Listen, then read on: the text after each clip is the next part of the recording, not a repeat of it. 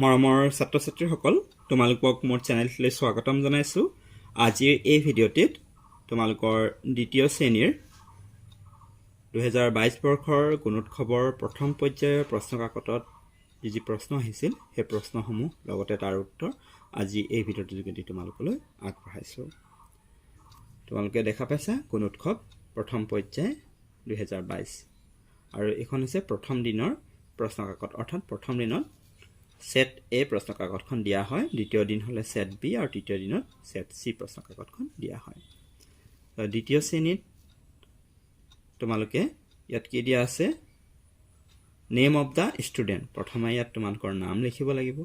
নোৱাৰিলে তোমালোকৰ ছাৰ বা বাইদেৱে লিখি দিব। ৰোল নাম্বাৰ, ক্লাছ আৰু নেম অফ দা স্কুল বা বিদ্যালয়ৰ নাম, এইখিনি তোমালোকৰ ছাৰ বাইদেৱে পূৰ কৰি দিব।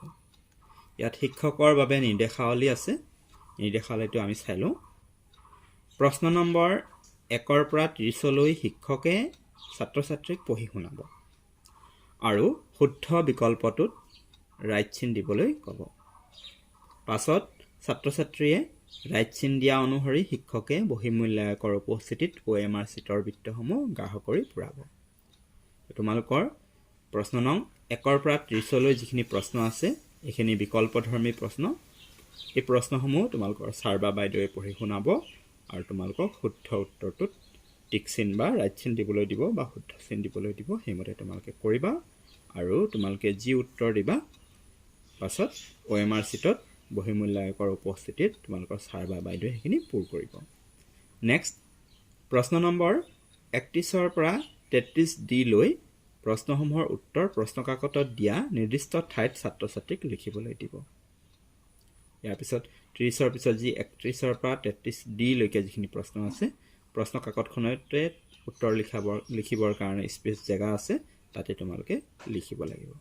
শিক্ষকে উত্তৰসমূহ পৰীক্ষা কৰি মূল্যায়ন নিৰ্দেশনা অনুসৰি নম্বৰ দিব আৰু বহি মূল্যায়কৰ সন্মুখত OMR Sheetত পূৰাব। তাৰপিছত তোমালোকে লিখি দিয়া উত্তৰসমূহ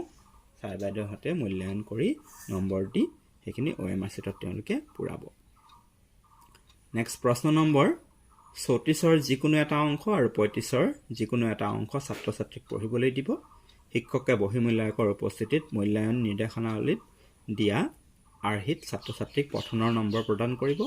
মূল্যায়ন নিৰ্দেশাৱলীত দিয়া প্ৰপত্ৰৰ দৰে ছাত্ৰ ছাত্ৰীৰ সংখ্যা অনুযায়ী প্ৰপত্ৰ প্ৰস্তুত কৰি নম্বৰসমূহ টুকি ৰাখিব আৰু পাছত OMR Sheetত বৃত্তসমূহ গাঢ় কৰি পূৰাব। অথবা শিক্ষকে পঠনৰ নম্বৰসমূহ পোনপটীয়াকৈও OMR Sheetত অন্তৰ্ভুক্ত কৰিব পাৰিব। ছাত্ৰ ছাত্ৰীৰ নাম, ৰোল নং, শ্ৰেণী, বিদ্যালয়ৰ নামৰ তথ্যসমূহ শিক্ষকে পূৰ কৰিব। যিহেতু দ্বিতীয় শ্ৰেণীৰ ছাত্ৰ ছাত্ৰী এইখিনি পূৰ কৰিব নোৱাৰিবও পাৰে, সেইবাবে শিক্ষক শিক্ষয়িত্ৰীসকলে এইখিনি লিখি দিব। এতিয়া আমি প্ৰশ্নসমূহ চাওঁ। লেংগুৱেজ 1, লেংগুৱেজ 1 মানে আমাৰ মাতৃভাষাটো। লেংগুৱেজ 1ৰ 1 নম্বৰত কি প্ৰশ্ন দিছে চোৱা। তলত দিয়া প্ৰশ্নসমূহৰ শুদ্ধ উত্তৰটোত ৰাইট চিন দিয়া। 1 নম্বৰ, তলত কোনটো বান্দৰৰ ছবি? ইয়াত দুটা ছবি দিয়া আছে, A আৰু B। কোনটো বান্দৰৰ ছবি? তোমালোকে নিশ্চয় ধৰিবই পাৰিছা A নম্বৰটো, গতিকে এইটো শুদ্ধ। এইটোতো নিগনিৰ ছবি। নেক্সট 2 নম্বৰ, তলৰ ছবিটো বুজোৱা শব্দ কোনটো? এইটো কিহৰ ছবি? স্কেল। এই স্কেল বুজোৱা শব্দ কোনটো? নাম্বাৰ A টো নে নাম্বাৰ B টো? নাম্বাৰ A লিখা আছে এইটোৱে স্কেল, নাম্বাৰ B এইটো স্কুল লিখা আছে। নাম্বাৰ A টো শুদ্ধ। এই ধৰণে তোমালোকে কি কৰিব লাগিব, এই দুটা বিকল্পৰ পৰা যিটো শুদ্ধ সেই শুদ্ধটোত তোমালোকে এনেকৈ ৰাইট চিন দিব লাগিব। নেক্সট 3 নম্বৰ, তলৰ খালী ঠাইত কোনটো আখৰ বহুৱালে অৰ্থপূৰ্ণ শব্দ হ'ব? এই খালী ঠাইটোত এই দুটাৰ পৰা কোনটো আখৰ বহুৱালে অৰ্থপূৰ্ণ শব্দ হ'ব? এই অন্তস্থ ইয়টো যদি ইয়াত বহাইছ কি হ'ব? ন, য় আৰু নয়ন হ'ব, নহয়নে?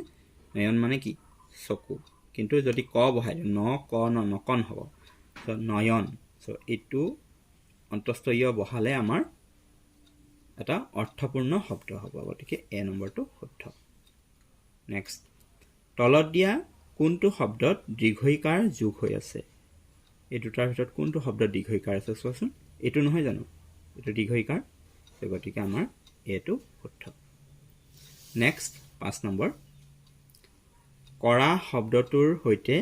শেষৰ আখৰৰ মিল থকা শব্দ কোনটো এই যেটো কৰা এনেকৈ শেষৰ আখৰটো ৰা কৰা তেনেকৈ মিল থকা শব্দ কোনটো নাম্বাৰ এ দিছে পৰি নাম্বাৰ বি দিছে লৰা কৰা লৰা শেষৰ আখৰ মিলিছে নে নাই গতিকে এইটো শুদ্ধ হ'ব নাম্বাৰ 6 তলত দিয়া কোনটো শব্দত যুক্তাক্ষৰ আছে এই দুটা ভিতৰত কোনটো শব্দত যুক্তাক্ষৰ আছে ইয়াত আছে হয়নে এইটো উত্তম তত্ত্ব তো এই যুক্তাক্ষৰ ইয়াত আছে ইয়াত যুক্তাক্ষৰ নাই গতিকে এ নম্বৰটো শুদ্ধ নেক্সট 7 নম্বৰ তলত দিয়া কোনটো শব্দত ল যোগ ল লগ লাগি হোৱা যুক্তাক্ষৰটো আছে ল যোগ ল যোগ হলে কি হয় ল হয় এই ল যোগ ল লগ লাগি যোগ হোৱা যুক্তাক্ষৰটো ইয়াতহে আছে দিল্লী শান্তত্ব নাই গতিকে এ নম্বৰটো শুদ্ধ নিশ্চয় বুজি পাইছা নেক্সট 8 নম্বৰ ৰ যোগ ব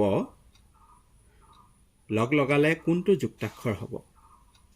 নাম্বাৰ এ এটো হ'ব নে এটো হ'ব নাম্বাৰ বি এটো হ'ব হে ৰ যোগ ব ৰৈবৰ্ব এটো ব যোগ য় হয় হে বৈয়ব্য হয় সো এটো হ'ব নেক্সট 9 নম্বৰ নয়তয়ন্ত যুক্তাক্ষৰটো কি আখৰ লগ লাগি হৈছে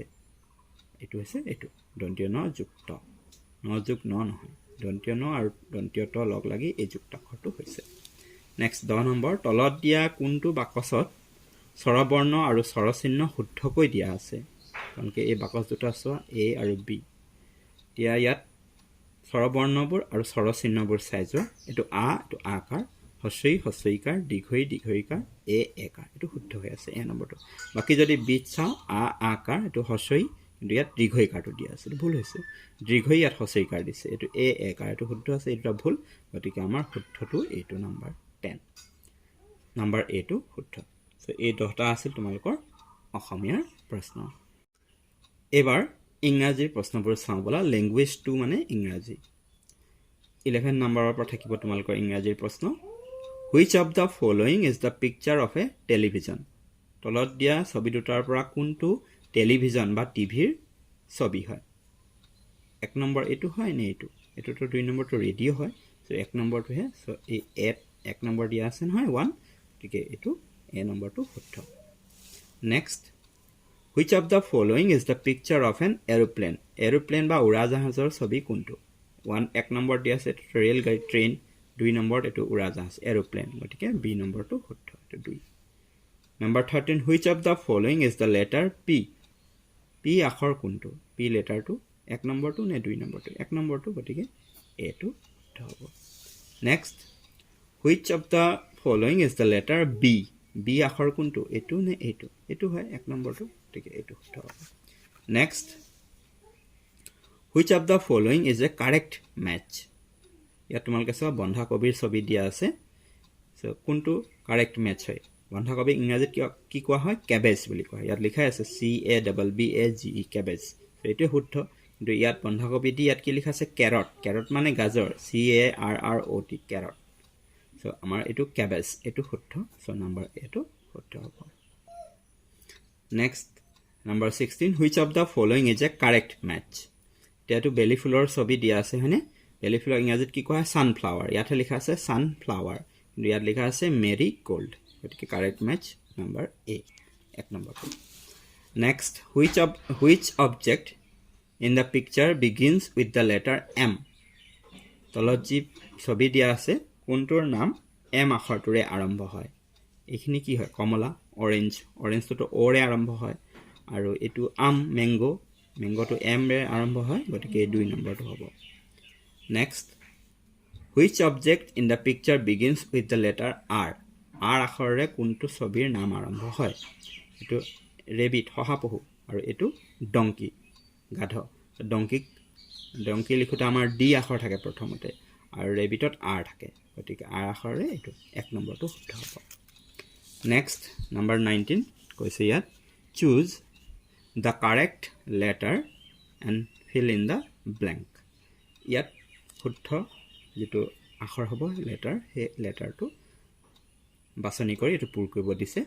ইয়াত চোৱা JKMNO তো সিৰিয়াল কি আহি আছে JKL হ'ব গতিকে এ নম্বৰত L আছে M টো নহব M আছে ইয়াত গতিকে এ নম্বৰটো শুদ্ধ হ'ব ইয়াত L হ'ব JKLMNO হয়নে next 20 number choose the correct letter and fill in the blank ইয়াত কি আছে NOP P পিছত কি হ'ব কিউ হ'ব চ বি নম্বৰত কিউ আছে চ বি নম্বৰটো শুদ্ধ হ'ব QRST ইয়াত হ'ব আমাৰ কিউ আশা কৰিছোঁ বুজি পাইছা চ এই 10টা আছিল তোমালোকৰ ইংৰাজীৰ প্ৰশ্ন এবাৰ গণিতৰ প্ৰশ্নবোৰ চোৱা গণিতৰ 10টা প্ৰশ্ন আছে 21 নম্বৰত গণিত আছে তোমাৰ গণিত 21 নম্বৰৰ পৰা থাকিব ইয়াত কৈছে ৰৈ যোৱা সংখ্যাটো কিমান তোমালোকে ইয়াত চোৱা 11 ইয়াত 12 তাৰপিছত ইয়াত প্ৰশ্নবোধক চিন দিয়া আছে ইয়াত কি হ'ব 14 15 11 12 13 হ'ব তো 13 ক'ত আছে আমাৰ ক নম্বৰত 16 খ নম্বৰ 13 দিয়া আছে সো খ নম্বৰটো শুদ্ধ হ'ব 22 খালি ঠাইত আমি কোনটো সংখ্যা লিখিম এই খালি ঘৰটোত আমি কোনটো সংখ্যা লিখিম 3 10 6 হলে 36 2 10 6 হলে 26 1 10 6 হলে 16 আৰু 4 10 6 হলে কিমান হ'ব 46 4 আৰু এটো 6 46 46 ক নম্বৰতে আছে চোৱা খ নম্বৰ 47 আছে সো ক নম্বৰটো শুদ্ধ নেক্সট 23 নম্বৰ বলৰ চুক কেইটা তো বলৰ চুক আছে নে বলৰ চুকটো নাই এটো যেটো ঘুৰণিয়া গতিকে এটো ক মানে শূন্য এটো 0 দিয়া আছে ইয়াত খ নম্বৰ 1 দিয়া আছে তো বলৰ চুক যেহেতু নাই নাথাকিলে কিমান হ'ব শূন্য সো ক নম্বৰটো শুদ্ধ হ'ব নেক্সট 24 নম্বৰ প্ৰশ্ন খালি ৰোৱা বাকচটোত কোনটো সংখ্যা বহিব ইয়াত কোনটো সংখ্যা বহিব এই খালি বাকচটোত 5 * 1 51 হৈছে আৰু 5 * 2 কিমান হ'ব 52 হ'ব ইয়াত আমাৰ ক নম্বৰ 50 খ নম্বৰ 52 সো খ নম্বৰটো হ'ব নেক্সট 25 নম্বৰ কৈছে খালি থকা ঠাইত কোনটো ছবি থাকিব তোমালোকে যদি এটো ভালকে মন কৰা ইয়াত পাত এখিলা আছে তাৰপিছত ফুল আছে মানে তাৰপিছত কি হ'ব পাত হ'ব তাৰপিছত ফুল হ'ব আকৌ পাত আছে সো এনেকে সানিকিটো আৰম্ভ গৈছেগে গতিকে আমাৰ ক নম্বৰত পাত দিয়া আছে এই পাতখিলা ইয়াত বহিব ফুলটো নহব নিশ্চয় বুজি পাইছা নেক্সট 26 নম্বৰ ইয়াত আমাৰ কেইটা বেলুন আছে 1 2 3 4 5টা আৰু ইয়াত 1 2 3 4টা 5 আৰু 4টা বেলুন যোগ কৰিলে কেইটা বেলুন হ'ব এই খালি ঘৰটো লিখিব লাগে আমাৰ 9টা হ'ব নহয়নে সো ইয়াত হ'ব আমাৰ 9টা সো ক নম্বৰত 9টা লিখা আছে খ নম্বৰত এটা সো এটো 9টা হ'ব ক নম্বৰটো শুদ্ধ নেক্সট 27 ইয়াত দহক এফালে একক লিখা আছে হয়নে খালি থকা ঘৰটোত কোনটো সংখ্যা বহিব এই খালি ঘৰটোত কোনটো সংখ্যা বহিব এতিয়া চোৱা এতিয়া এটো ইয়াত বিয়োগ চিন দিয়া আছে 2 ৰ পৰা 1 গলে 1 আৰু 5 ৰ পৰা 2 গলে কিমান হ'ব 3 হ'ব সো খালি ঘৰটোত 3 হ'ব ক নম্বৰটোত 7 খ নম্বৰটোত 3 আছে খ নম্বৰটো আমাৰ শুদ্ধ হ'ব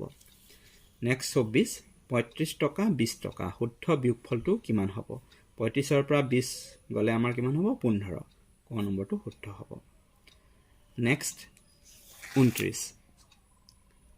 গছৰ পাতেৰে বনোৱা এই আকৃতিটোৰ নাম কি এই আকৃতিটোৰ নাম কি এনেকুৱা গোল হলে এই আকৃতিটোৰ নাম কি হ'ব এই পাতেৰে বনাইছে এটো বৃত্ত নে ত্ৰিভুজ এটো হৈছে বৃত্ত ক নম্বৰটো শুদ্ধ হ'ব লাষ্ট কোৱেশ্চন গণিতৰ চোতালত হেৱালি ফুল সৰিব আছিল মনিয়ে বুটলিলে 12 পাহ ফুল ৰুমিয়ে বুটলিলে 11 পাহ ফুল মুঠতে কেইপাহ ফুল গোট খালে এটো যোগ কৰিব লাগিব মনিয়ে বুটলিলে 12 পাহ ৰুমিয়ে বুটলিলে 11 পাহ যোগ কৰিলে আমাৰ কিমান হ'ব 2 1 3 1 1 2 তাৰ মানে 23 পাহ ক নম্বৰটো আছে 23 পাহ ইয়াত আছে 12 পাহ আমাৰ 23 পাহ হ'ব এইখিনি আছিল আমাৰ গণিতৰ প্ৰশ্ন এতিয়া তোমালোকৰ ৰাইটিংত কি আহিব চোৱা ৰাইটিং মানে লিখনত এনেকুৱা ধৰণৰ প্ৰশ্ন আহিছে ল্যাঙ্গুৱেজ 1 L1 মানে অসমীয়া তলত দিয়া ছবি কেইখন চোৱা আৰু যিকোনো এখন ছবিৰ বিষয়ে তিনি শাৰী বাক্য লিখা ইয়াত তোমালোকৰ তিনটা ছবি দিয়া আছে এটো ফুলৰ ছবি এটো পাৰ চৰাই আৰু এটো মেকুৰী যিকোনো এটা ছবিৰ ওপৰত তিনি শাৰী বাক্য লিখিবলৈ কৈছে আৰু তাৰ উত্তৰটো তোমালোকে ইয়াতে লিখিব লাগিব ফুলৰ বিষয়ে লিখিব পাৰা বা পাৰ চৰাইৰ বিষয়ে বা মেকুৰীৰ বিষয়ে নেক্সট ৰাইটিং ল্যাঙ্গুৱেজ 2 মানে ইংৰাজী হয়নে L2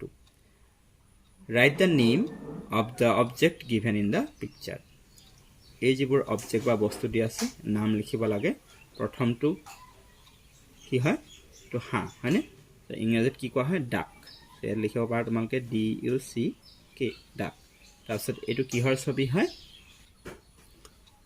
তো কণীৰ ছবি কণীক কি কোৱা হয় এগ তোমালোকে লিখিবা EGG egg আৰু এইটো ছাগলী ছাগলী কোৱা হয় গট GOAT গট সো এই ধৰণে তোমালোকৰ ল্যাঙ্গুৱেজ 2 বা ইংৰাজীৰ ৰাইটিং আহিব আৰু অসমীয়াৰ কেনেকুৱা লিখনৰ আহিব তোমালোকে গম পালে আৰু ইয়া 3 নম্বৰ কে থাকিব তোমালোকৰ অসমীয়াটো 3 নম্বৰ আৰু ইংৰাজীটো 3 নম্বৰ নেক্সট নিউমাৰেসি বা সংখ্যা জ্ঞান বা গণিতৰ প্ৰশ্ন থাকিব 33A আখৰেৰে লিখা থকা তলৰ সংখ্যাটো 10 আৰু 1 হিচাপে লিখা এতিয়া আখৰেৰে লিখা আছে কিমান লিখা আছে চোৱাচোন 29 হয়নে সো 29 টো এককৰ ঘৰত কি হ'ব 29 9 হ'ব আৰু দহকৰ ঘৰত কি হ'ব 2 হ'ব এটো হল 29 এই ধৰণে কৰিব কৈছে